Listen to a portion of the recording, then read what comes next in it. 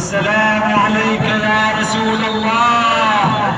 السلام عليك يا حبيب الله،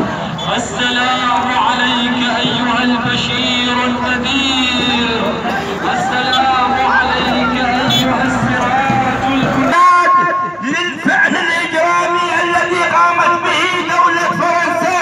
على رسول الإنسانية بالزهراء محمد، ونعاهد النبي بأننا سوف ولن نسكت لأي مقالة خبيثة اتجاه الرسول وآله الطاهرين، وسوف